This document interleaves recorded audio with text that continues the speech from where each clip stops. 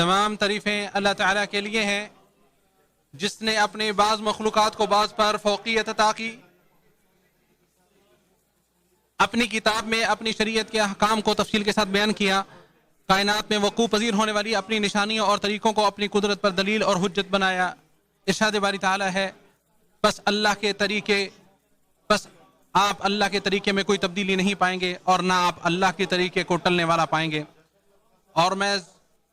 اور میں زبان کے علاوہ دل و جان سے اور سر تسلیم خم کرتے ہوئے یہ گواہی دیتا ہوں کہ اللہ تعالیٰ کے سوا کوئی معبود برحق نہیں، اور میں گواہی دیتا ہوں کہ ہمارے سردار و نبی محمد صلی اللہ علیہ وسلم اس کے بندے اور رسول ہیں، اس بندے کی گواہی کی طرح جس نے آپ صلی اللہ علیہ وسلم کو نبی اور رسول تسلیم کیا۔ اللہ تعالیٰ کی رحمت نازل ہوں آپ صلی اللہ علیہ وسلم پر، آپ صلی اللہ علیہ وسلم کی آل اور آپ صلی اللہ علیہ وسلم کے صحابہ کرام پر، اور ان لوگوں پر جنہوں نے اپنے رب کی طرف جانے والے راستے کے لیے انہی کے طریقے کو اپنایا۔ حمد و صلات کے بعد میں اپنے آپ کو اور آپ سب کو اسی چیز کی وصیت کرتا ہوں جس کے ساتھ اللہ تعالیٰ نے پہلے اور بعد والے سب لوگوں کو وصیت کی۔ ارشاد باری تعالیٰ ہے اور بلا شبہ یقیناً ہم نے ان لوگوں کو جنہیں تم سے پہلے کتاب دی گئی اور تمہیں بھی تاکیدی حکم دیا ہے کہ اللہ تعالیٰ سے ڈرو۔ تقویٰ ہی عزت و تکریم کا معیار اور ترازو ہے، فضائل و مناقب کا مرکز ہے، برکتوں کی کنجی اور اللہ رب العالمین کی طرف رخت سفر باندھنے والوں کی سواری ہے۔ مومن بھائیو، یقیناً اس ماہ محرم سے سال کا آغاز اور اس کی شروعات ہوتی ہیں، اسی سے اس کا سورج طلوع ہوتا ہے اور چمکتا ہے۔ جب ہم اللہ تعالیٰ کے اس مہینے ماہ محرم سے سال کا آغاز کر رہے ہوتے ہیں تو ہمارے ذہن اس واقعے کی جانب متوجہ ہو جاتے ہیں جس نے نئی تہذیب کو متعارف کروایا، پھر جس کے گرد زمانہ گھومنے لگا، اور وہ ہے ہجرت نبوی والا مبارک قصہ اور واقعہ۔ جب نبوی قدم چلے جنہوں نے تہذیب و تمدن کے ایسے قصے کو وجود بخشا کہ جس نے تاریخ ہی بدل کر رکھ دی، بلکہ وہ اس تاریخ کا دیباچہ اور مقدمہ قرار پایا جس سے مسلمانوں نے تاریخ کا آغاز کیا۔ شاید گزشتہ تاریخ جاہلیت کی ظلمت اور اندھیروں میں کھو چکی تھی، یا زمانے کے ہیر پھیر کی نظر ہو چکی تھی اور گمنام ہو کر اوجھل ہو گئی تھی، تو کوئی اچنبے کی بات نہیں تھی کہ اس کے بعد تاریخ اپنے تسلسل کو قائم رکھتی اور تیزی سے اس کے واقعات و احداث رونما ہو کر اس کا حصہ بنتے۔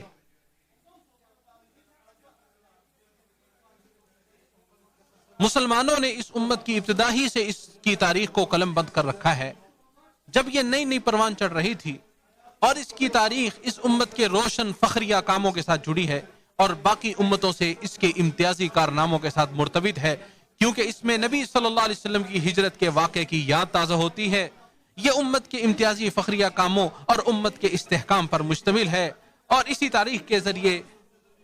اس امت کی پھیلی ہوئی جڑیں انسانی تاریخ کی گہرائی تک جا پہنچتی ہیں۔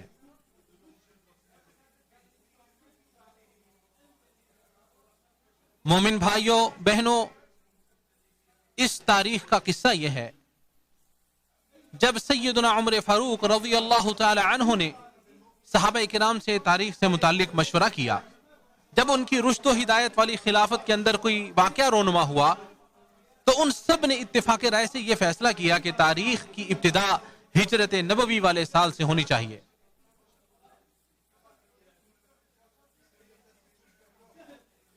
چنانچہ سہل بن سعد رضی اللہ تعالی عنہ سے مروی ہے، کہتے ہیں کہ تاریخ اسلامی کا اجراء نبی کریم صلی اللہ علیہ وسلم کی نبوت کے سال سے ہوا، اور نہ ہی آپ کی وفات کے سال سے ہوا، بلکہ آپ صلی اللہ علیہ وسلم کی ہجرت مدینہ والے سال سے ہوا۔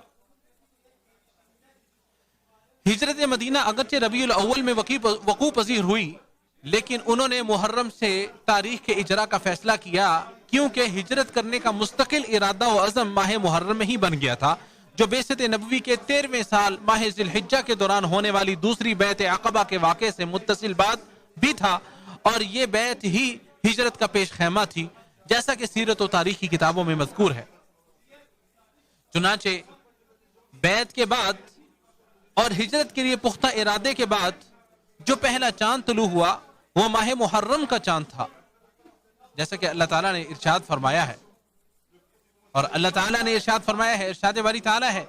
البتہ جس مسجد کی بنیاد اول دن سے تقوی پر رکھی گئی ہے وہ اس لائق ہے کہ آپ اس میں کھڑے ہوں۔ اس فرمان الہی میں من اول یوم یعنی پہلے دن سے اس سے مراد اس سے اس بات کی طرف اشارہ ملتا ہے، اس بات کے صحیح ہونے کی طرف اشارہ ہے جس پر صحابہ کرام نے جناب عمر فاروق رضی اللہ تعالیٰ عنہ کے ساتھ مل کر اتفاق رائے کیا، اور یہ ہجرت والا سال ہی تھا جس میں اسلام کی شان و شوکت میں اضافہ ہوا، شجرہ اسلام تنا آور اور توانا ہوا، اس کے مینارے بلند ہوئے، اسلام کا سورج طلوع ہوا اور چمکنے لگا، پھر جس کی روشنی چہار سو پھیل گئی۔ مومن بھائیوں بہنوں، اس تاریخ کی ابتدا تب ہوئی جب آپ صلی اللہ علیہ وسلم زمین کے اس بابرکت، پرامن اور محفوظ و مامون ٹکڑے مدینہ نبویہ میں تشریف لائے، جسے اللہ تعالیٰ نے دنیا کے باقی ٹکڑوں میں سے چن کر آپ صلی اللہ علیہ وسلم کی جائے ہجرت و سکونت اور قیام گاہ بنایا۔ جب آپ صلی اللہ علیہ وسلم سورج کی کرنوں کی طرح آفاق کی کھڑکی سے ظہور پذیر ہوئے،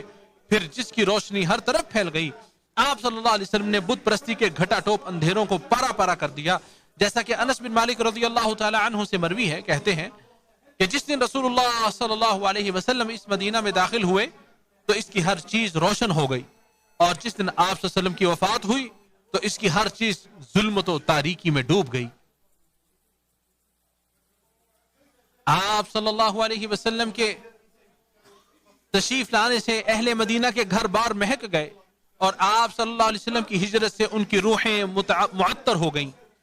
حتیٰ کہ جب اس مدینہ کے باغوں سے باد نسیم چلتی ہے جو باغ کے درختوں کی ٹہنیوں کو ہلاتی ہے اور وہ لہلہاتی ہیں، جو مرحبا کہتے ہوئے اپنی خوشبو کے ذریعے عاشقوں کو جلا بخشتی ہے، جس کے چلنے سے ہمارے نفس بھی خوش ہو جاتے ہیں، اے کاش مدینہ کے باغیچے میں اس حال میں سواریوں کے درمیان کچھ ٹھہرنے کا موقع ملے جب آنسو بھی جھلک رہے ہوں۔ اور اس ماہ محرم کا یہ تاریخی دن اللہ تعالیٰ کے دنوں میں سے عظیم دن ہے، جس میں اللہ تعالیٰ نے موسیٰ کلیم اللہ علیہ السلام کو اور ان کی قوم کو نجات دی، فرعون اور اس کی قوم کو غرق کیا، اور ہمارے نبی صلی اللہ علیہ وسلم جب بابرکت ہجرت کر کے مدینہ تشریف لائے تو دیکھا کہ وہ یہودی لوگ اس دن کا روزہ رکھتے ہیں، اور یہ آپ صلی اللہ علیہ وسلم کے مدینہ تشریف لانے کے بعد والے سال کا یوم عاشورہ تھا، یا وہ عیسوی سالوں کے حساب سے اسے شمار کیا کرتے تھے، تو یوم عاشورہ مدینہ میں نبی مصطفیٰ صلی اللہ علیہ وسلم کی ہجرت کر کے تشریف لانے والے دن کے ساتھ موافق آ گیا، جیسا کہ ابن عباس رضی اللہ تعالی عنہما سے مروی ہے کہ جب نبی کریم صلی اللہ علیہ وسلم مدینہ تشریف لائے تو وہاں کے لوگ ایک دن یعنی عاشورہ کے دن روزہ رکھتے تھے۔ ان یہودی لوگوں نے بتایا کہ یہ بڑی عظمت والا دن ہے، اسی دن اللہ تعالیٰ نے موسیٰ علیہ السلام کو نجات دی تھی اور آل فرعون کو غرق کیا تھا، اس کے شکر میں موسیٰ علیہ السلام نے اس دن کا روزہ رکھا تھا۔ تو آپ صلی اللہ علیہ وسلم نے فرمایا کہ میں ان سے زیادہ موسیٰ علیہ السلام کے قریب ہوں، چنانچہ آپ صلی اللہ علیہ وسلم نے خود بھی اس دن کا روزہ رکھنا شروع کر دیا، اور صحابہ اکرام کو بھی اس کا حکم صادر فرمایا۔ یہ آپ صلی اللہ علیہ وسلم نے اس لیے فرمایا کہ دعوت تو سب نبیوں کی ایک ہی ہوتی ہے، اگرچہ رسولوں کی زبانیں مختلف ہیں اور مقصد و ہدف بھی ایک ہی ہے، اگرچہ راستوں کی جہتیں الگ الگ ہیں، ارشاد باری تعالیٰ ہے سب ایک ہی پانی سے پلائے جاتے ہیں، اور ہم پھلوں میں ان میں سے بعض کو بعض پر فوقیت دیتے ہیں۔ شاید یوم عاشورہ کی مناسبت سے ان کے روزے رکھنے کے اس اتفاق میں نبی صلی اللہ علیہ وسلم کی بہترین عاقبت اور اچھے انجام کار کی طرف ایک باریک اور لطیف اشارہ بھی تھا، جس طرح کہ موسیٰ علیہ السلام کے ساتھ فرعون کا معاملہ اختتام کو پہنچا، اور اللہ تعالیٰ کے سچے وعدے کی طرف ایک مخفی اشارہ بھی تھا، جیسا کہ ارشاد باری تعالیٰ ہے ہم یقیناً اپنے رسولوں اور ان لوگوں کی جو ایمان لائے دنیا کی زندگی میں بھی مدد کرتے ہیں، اور اس دن بھی کریں گے جب گواہ کھڑے ہوں گے۔ اللہ عز و جل قرآن و سنت کو میرے لیے اور آپ سب کے لیے باعث برکت بنائے، اور اپنے تقویٰ کو ہمارے لیے اخروی تیاری کا سامان اور ڈھال بنائے۔ میں نے جو کہا آپ نے سنا، میں اپنے لیے اور آپ سب کے لیے مغفرت طلب کرتا ہوں، آپ بھی طلب کریں، بے شک وہ بہت زیادہ رجوع کرنے والوں کو معاف کرنے والا ہے۔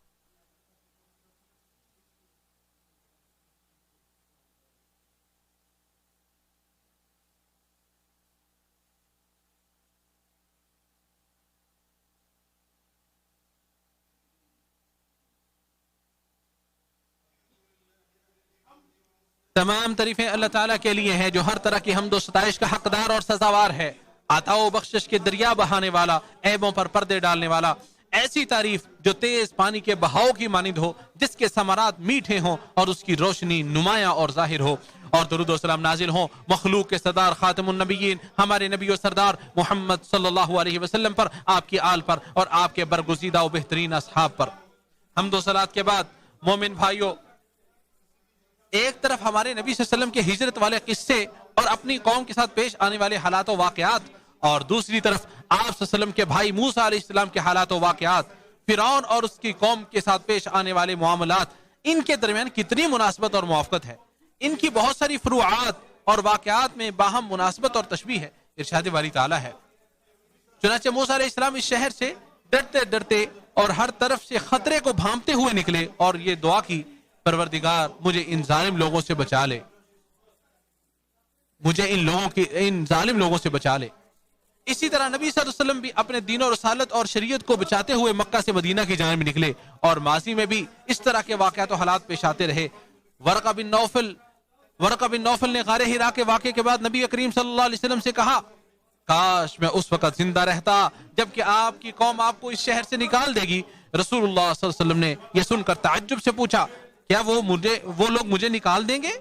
ورقہ بولا، جی ہاں، یہ سب سچ ہے، مگر جو شخص بھی آپ کی طرح کا امر حق لے کر آیا، لوگ اس کے دشمن بن گئے۔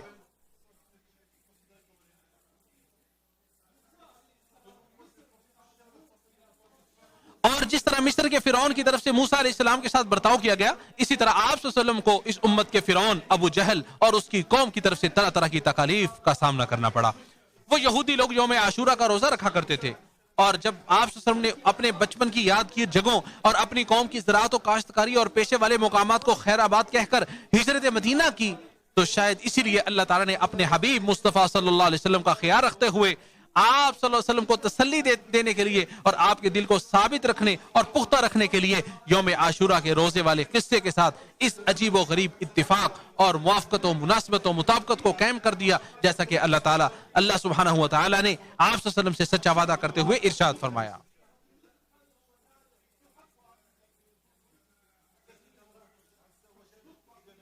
ارشاد باری تعالی ہے، اور قسم ہے چاشت کے وقت کی اور رات کی جب وہ چھا جائے، نہ تیرے رب نے تجھے چھوڑا اور نہ وہ ناراض ہوا۔ آپ کے لیے آخری دور ابتدائی دور سے بھی یقیناً بہتر ہے، اور آپ کا پروردگار آپ کو جلد ہی اتنا کچھ عطا کرے گا کہ آپ خوش ہو جائیں گے۔ کیا اس نے آپ کو یتیم نہ پایا پھر ٹھکانہ فراہم کیا، اور اس نے تجھے راستے سے ناواقف پایا تو راستہ دکھا دیا، اور اس نے تجھے تنگ دست پایا تو غنی کر دیا۔ پھر یہ وعدہ سچ ثابت ہوا کہ اللہ تعالیٰ نے آپ صلی اللہ علیہ وسلم کو اس مکہ کا وارث بنا دیا جس سے آپ صلی اللہ علیہ وسلم کو کمزور سمجھ کر اور آپ صلی اللہ علیہ وسلم کے صحابہ کرام سمیت نکال دیا گیا تھا۔ ان کی حالت کچھ اس طرح تھی جس طرح کہ اللہ تعالیٰ نے ارشاد فرمایا، اور وہ وقت یاد کرو جب تم تھوڑے سے تھے، زمین میں کمزور سمجھے جاتے تھے، اور تمہیں یہ خطرہ لگا رہتا تھا کہ لوگ تمہیں کہیں اچک کر نہ لے جائیں، پھر اللہ نے تمہیں جائے پناہ مہیا کی اور اپنی مدد سے تمہیں مضبوط کیا اور کھانے کو پاکیزہ چیزیں دی تاکہ تم شکر گزار بن جاؤ۔ اور جس طرح اللہ تعالیٰ نے موسیٰ اور ان کی قوم کی حالت بیان کرتے ہوئے ارشاد فرمایا، پھر ہم نے ان کا وارث ان لوگوں کو بنایا جو کمزور سمجھے جاتے تھے، اور اس سرزمین کا بھی وارث بنایا جس کے مشرق و مغرب میں ہم نے برکت رکھی ہوئی ہے۔ اور بنی اسرائیل کے حق میں آپ کے پروردگار کا اچھا وعدہ پورا ہو گیا کیونکہ انہوں نے صبر کیا تھا، اور فرعون اور اس کی قوم جو کچھ عمارتیں بناتے اور انگوروں کی باغ بیلوں پر چڑھاتے، سب کو ہم نے تباہ کر دیا۔ اسی طرح زندگی کا پہیہ چلتا ہے اور زمانہ گردش کرتے ہوئے الٹ پلٹ ہوتا ہے تاکہ مومنوں اور متقی لوگوں کا انجام بہترین ہو جائے، اور اس میں عبرت پکڑنے والوں کے لیے بہت سے مواقع ہیں۔ ارشاد باری تعالیٰ ہے، بس عبرت حاصل کرو اے آنکھوں والو۔ اے مومن بھائیوں بہنوں، آج کے دن کائنات کے سب سے بہترین انسان مخلوق کے سردار صلی اللہ علیہ وسلم پر درود پڑھنا مستحب ہے، چنانچہ نبی کریم صلی اللہ علیہ وسلم نے ارشاد فرمایا، یقیناً تمہارے دنوں میں سے افضل ترین دن جمعہ ہے، بس اس دن مجھ پر کثرت سے درود پڑھا کرو، یقیناً تمہارا درود مجھ پر پیش کیا جاتا ہے۔ لہٰذا اس دن آپ بھی نبی کریم صلی اللہ علیہ وسلم پر بکثرت درود و سلام بھیجا کریں تاکہ اللہ رب العالمین سے آپ کی قربت اور نزدیکی کا یہ سبب بن جائے۔ اے اللہ درود و سلام اور برکت نازل فرما اگلے اور پچھلے تمام لوگوں کے سردار امام الانبیاء خاتم النبیین رحمت للعالمین صلی اللہ علیہ وسلم پر اس کے بقدر جو تیری کتاب نے شمار کر رکھا ہے، تیرے قلم نے تحریر کیا ہے اور تیرے علم نے جسے اپنی وسعت میں لے رکھا ہے، ہمیشہ قیامت تک مسلسل نازل فرما۔ اے اللہ ہدایت یافتہ قائدین हम खुलफाए राशिदीन अबू बकर उमर उस्मान और अली और अपने नबी के तमाम सहाबा इकराम से राजी हो जा, ताबईन किराम और क़यामत तक आने वाले उनके पैरोकारों से भी राजी हो जा, और उनके साथ साथ अपने अफू दरगुजर और रजामंदी की बारिश करते हुए हमसे भी राजी हो जा। ए सबसे ज्यादा इज्जत वाले, ए अल्लाह इस्लाम और मुसलमानों को गलबा अता फरमा, कुफर और अहले कुफर को जलील और रसूला फरमा, और इस बाबरकत मुल्क को मजबूत महफूज और अमन वाला बना। ए जहानों के पालनहार, ए अल्लाह हमारे पेशवा खादिम हरम शरीफ उनके वलीअहद को खैर भलाई और दुरुस्त कामों की तौफीक अता फरमा, और ऐसे कामों की तौफीक अता फरमा जिनमें बंदों और मुल्क के लिए दीन और दुनिया की भलाई हो। ए सबसे ज्यादा इज्जत वाले, ए अल्लाह हर खैर के मामले में उनकी मदद फरमा, उन्हें तौफीक से नवाज। ए अल्लाह इस मुल्क की हिफाजत फरमा जो हरमैन शरीफ इनका हिसार है, मुसलमानों के दिलों का मरकज है और हर शर से ईमान की पनाहगाह है। ए अल्लाह इसके उलमा और अकीदे की हिफाजत फरमा, इसके मुकद्दसात और हुर्मतों की हिफाजत फरमा, इस मुल्क के फौजियों और सरहदों की हिफाजत फरमा। इसी तरह इसके रहने वाले बूढ़े जवान मर्दों खवातीन, इसके सिक्योरिटी अहलकार और पुलिस वालों की हिफाजत फरमा। ए अल्लाह अल्लाह के बंदो, अल्लाह का शुक्र अदा करके उसके फजल करम को तलब करो, उसकी इताअत और फरमाबरदारी करके उसकी नेमतों की हिफाजत करो, चिमट कर दुआ करो, जम कर उससे दुआ करो और उसका जिक्र करो। हमारा परवरदिगार इज्जत वाला है और उन तमाम बातों से पाक है जो काफिर उसकी शान में कहते हैं, और रसूलों पर सलामती हो और सब तारीफें अल्लाह ताला की हैं जो तमाम जहानों का पालनहार है।